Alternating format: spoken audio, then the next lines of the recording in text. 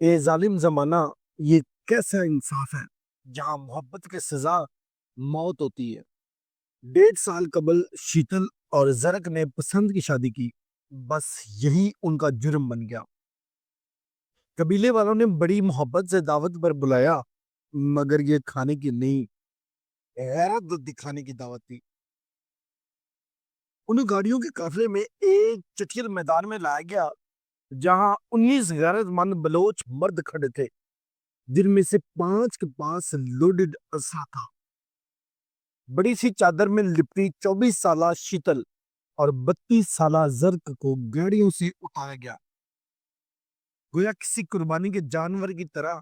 شیتل کے ہاتھ میں قرآن تھا، لبوں پر یہ الفاظ: بس گولی مارنے کی اجازت ہے، مگر اجازت کب مانگی جاتی ہے؟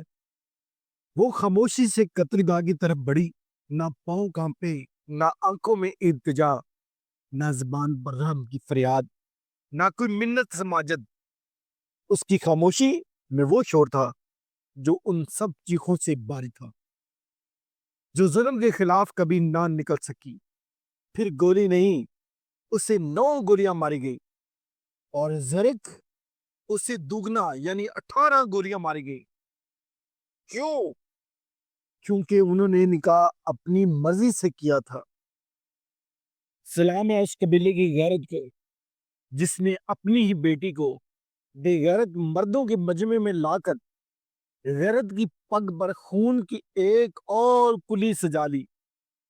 ایک اور بیٹی ہار گئی، پگڑیاں جیت گئی۔ کیا آپ اس ظلم کے خلاف آواز بلند کریں گے؟ تبصرے میں کافی لکھیں، اس ویڈیو کو شیئر کریں، کیونکہ خاموشی بھی ایک جرم ہے۔